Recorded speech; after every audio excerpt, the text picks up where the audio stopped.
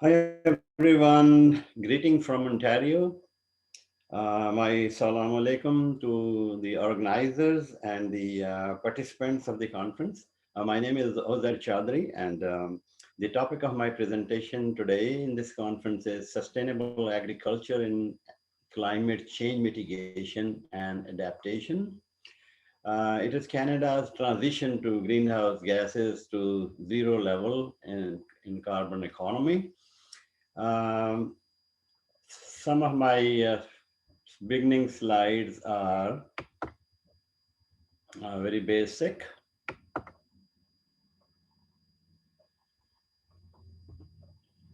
Assuming that participants will have many students, preamble is giving an introduction to global warming and relation with climate change. Global warming is an average rise in global temperatures, and that is mainly due to the energy sources, fossil fuels, human farms, activities, industrial interventions, and these all activities generate greenhouse gases. Carbon dioxide is predominant, but there are other gases also which are included in greenhouse gas emissions, which add up to the atmosphere and concomitantly increase the temperature.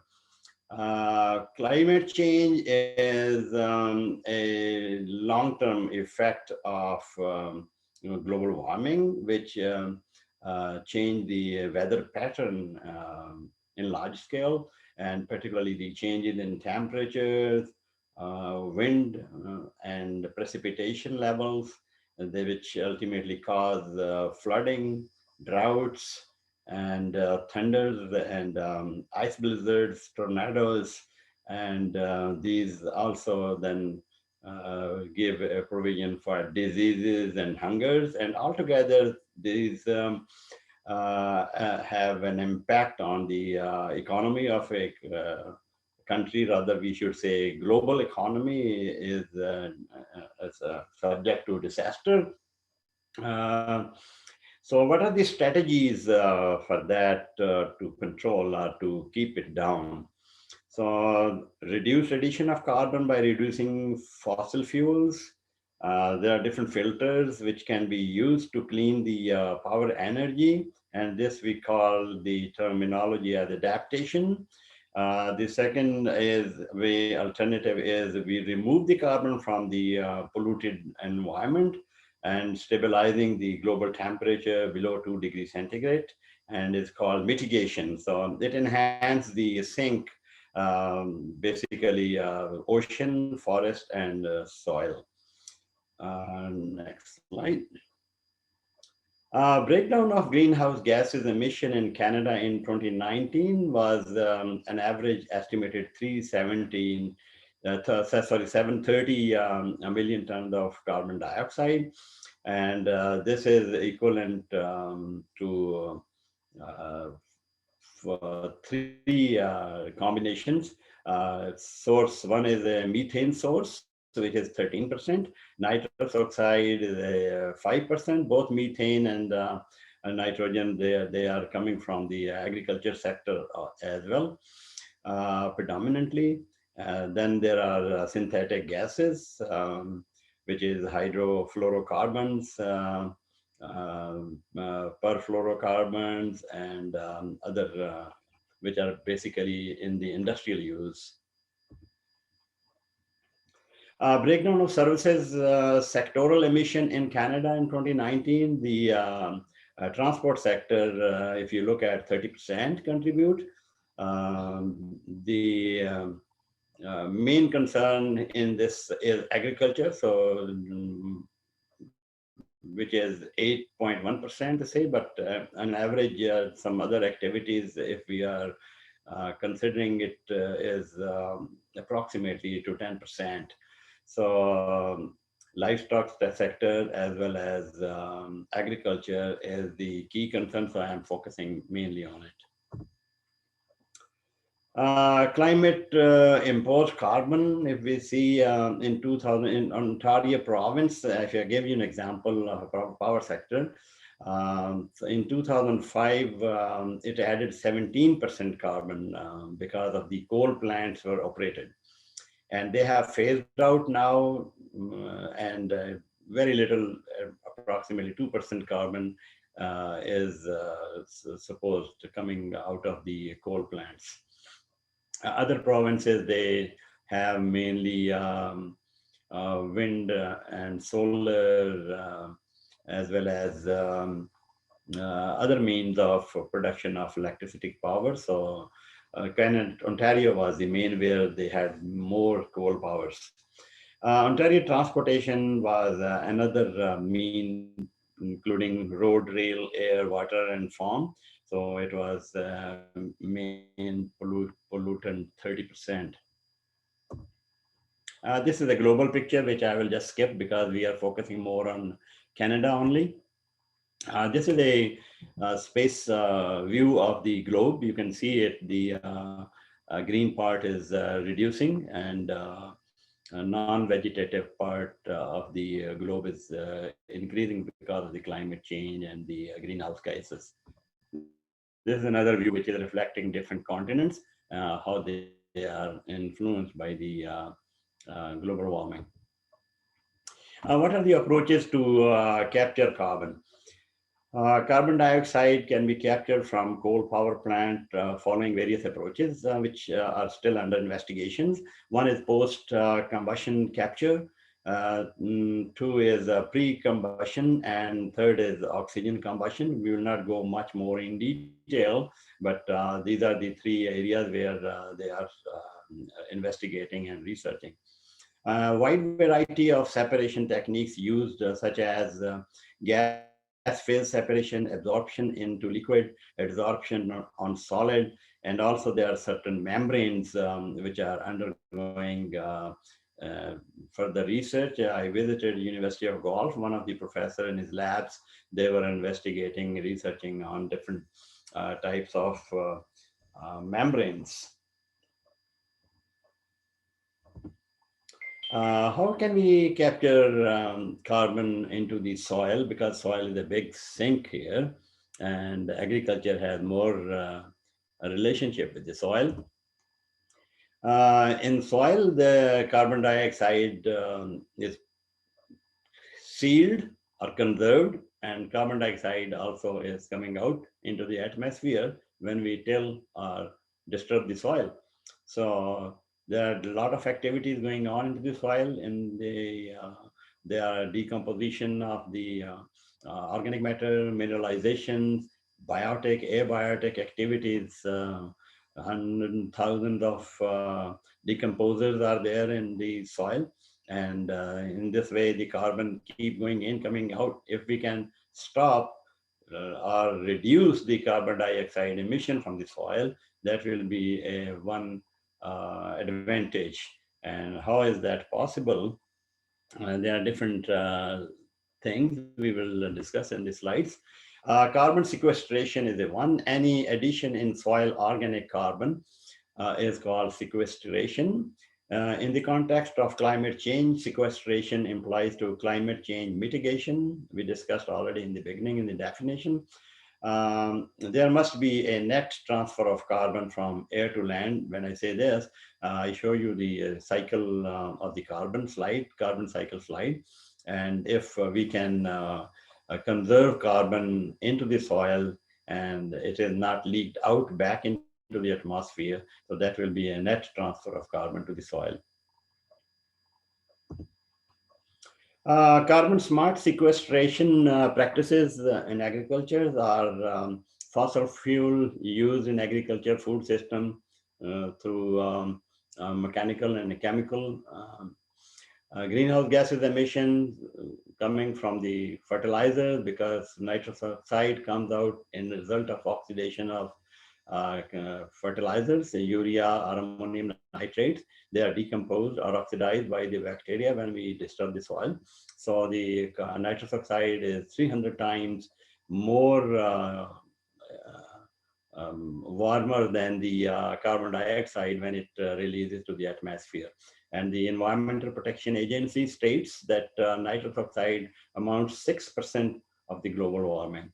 And there is another information from FAO report that in 2022, global NPK mean nitrogen, phosphorus, potassium, which are the three macronutrients predominantly used in every field in crops. And there's a demand like 270 million tons, and it's about 112 million ton of nitrogen alone, which is more than half. Then the other means are growing cover crops, not for cultivation to harvest the seed or grain, but to till that into the field so that they can be grasses, cereals, legumes, and they remove carbon from the atmosphere through the process of photosynthesis. And macromolecules are built into the plants, and carbon is in a fixed form, and that is buried into the soil so that it is reduced from the atmosphere. Farmer communities and private partners in the selected states of the US, they sell a credit for the to those who are sacrificing their soil for the sequestration.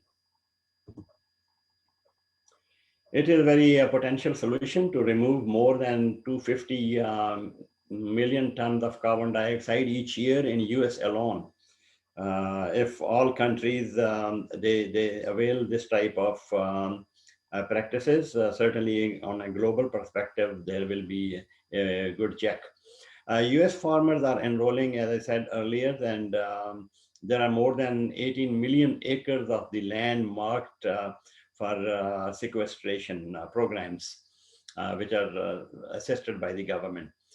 Researchers find carbon cover crop can sequester in different circumstances because different soils have a different situation, different ingredients, different microflora in that particular soil. So how the soil can be better sealed for carbon dioxide not to be leaked into the atmosphere. That researches are still going on. There are some good results and findings reported. Then there is another soil tilling practices, reduced or zero till practice.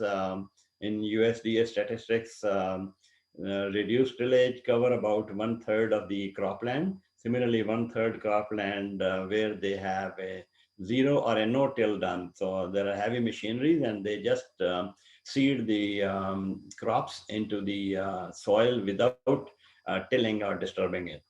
So as a result, soil stays intact and nitrogen stays embedded. And there are different strategies of application of the nitrogen that it stays sealed into the soil and less nitrous oxide is formed. Mulching crop residues, planting cover crops like cereal, legumes, and other vegetables is also one way the crops are cultivated and not harvested, but tilled back into the soil. So Canada has emission mitigation policies and actions. Recently, last 4 or 5 years after the France agreement, they formed a mission, the Pan-Canadian Framework called PCF, and they adopted in 2016 and it was enacted in 2018. So the act came in 2018 and all provinces were involved in it. And the main objective was to take an ambitious actions to fight climate change, such as introduce carbon pricing. So they introduced a bill in which the polluters will be fined and penalty is set. It is working in Alberta, British Columbia, Ontario, and Quebec. The one example which we saw in the newspaper in 2020, Tech Coal is a company in British Columbia which is basically working on the coal mine rocks, and coal mine rocks release selenium into the British Columbia River, and it caused loss of the fish. Fish reproduction is harmed by selenium. So that Chaos was sued, and the company is fined $60 million recently. And there are several more examples. So next goal was to phase out the traditional coal-fired power plant by 2030. So I told in previous slide that only a few coal power plants are left. There's no more new coal power plant coming up. So by 2030, they will have a zero coal plant. So all clean energy resource will be available. Reduce methane emission from oil and gas 40 to 45%. The one thing to note here is the government has invested $60 billion for all these activities, and Canada is deeming 32 to 40% below 2005 level in 2030. So whatever wherever they were in 2005, by 2030 they are going to curtail this much. Then Canadian Zero Emission Accountability Act also similarly in effect, and they review every 5 years. So any new strategies to be included in as the new researches are coming up, they can always review it. So we call, as in Pakistan, we call a 5 years plan of planning commission. So they also have a plan like 5 years plan. So they are going to reach in 2050 when they have to achieve the net zero carbon emissions. At grassroots level, the municipalities are enforcing whatever the development programs are approved from the federal government, provincial government, and then in the municipalities. There was a House of Commons Standing Committee on Agriculture and Agri-Food Canada. They have approved 19 recommendations. Most of them are with the development of carbon mitigated programs in both agriculture and livestock sector. Predominantly, they have set up strategies how to conserve moisture, water, and soil. Soil and water conservation is the main priorities, though there are other items in agenda. I will just quickly go to next slide because the time given to me is 15 minutes.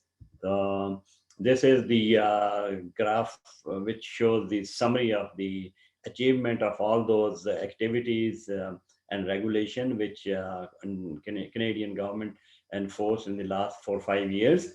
And if we look at the situation hanging from 1990 to 2018, they have got a good success here. All segments, the 60,000 kiloton of carbon in greenhouse gases has been achieved.